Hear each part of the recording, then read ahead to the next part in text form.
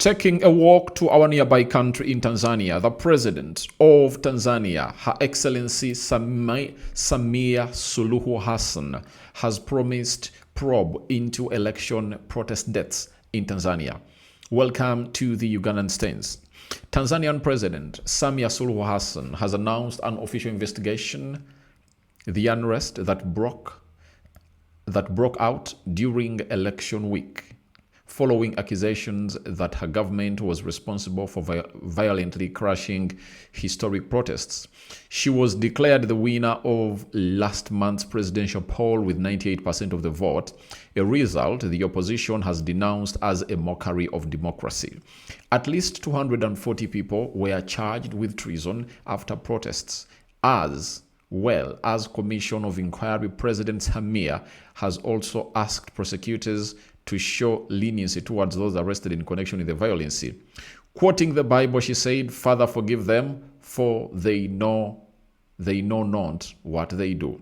Her remarks came just after the UN Human Rights Commission or Commissioner of Human Rights, Volker, urged Tanzania authorities to conduct a full and transparent investigation into reports of killings and other serious human rights violations during and after the 29th October elections. Hundreds have died in post-election unrest, according to the opposition. The authorities are yet to release an official death toll. The violence was shocking for a nation that had cultivated an image of calm consensus and order for nearly 6 decades. In there for you. During an address to the parliament on Friday, Samia Suluhu urged prosecutors to consider reducing on dropping charges for individuals who may have been swept up in the unrest without fully understanding their actions. She said, "I am aware that many young people have been arrested and charged with treason. They did not fully understand that they were getting involved in.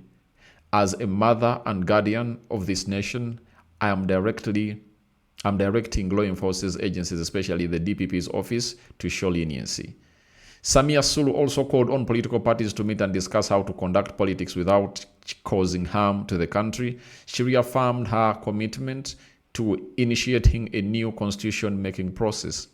The protests organized by young people drew clear parallels with global Gen Z-led mobilizers against entrenched leadership and unresponsive governments. Analysts say while the unrest was unprecedented for Tanzania, it was preceded by a tense political climate marked by stalled reforms, years of simmering youth anger, power tussles within the ruling party, and sustained persecution of opposition leaders. In the months preceding election day, the Chama Penduzi government worked to systematically eliminate any credible competition, according to analysts. The two main opposition leaders were blocked from standing in last month's poll.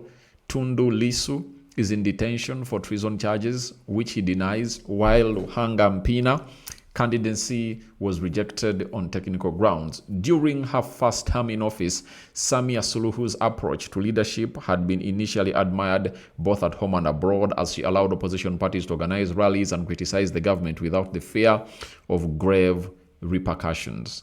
She has pledged to reopen Tanzania to the world through the 4R doctrine: reconciliation, resiliency, rebuilding, and reform. But months to the election, a wave of abductions, arrests, and brutal killings of opposition members gripped the country, shattering hopes for reforms and reconciliation in there for you. So that's what we're getting in from Tanzania. The President, Samia Suluhu Hassan, has promised that she will obviously go ahead and really see to it that reconciliation takes place, and he vows to obviously take probe into the election violence that happened pre and after the election. This is the Ugandan stance video for the Tanzanians and the entire Africa, all the anti-Africans and the world watching in this channel. Continue to subscribe because we want to hit 200,000 subscribers onto this beautiful channel. Not so, we're out.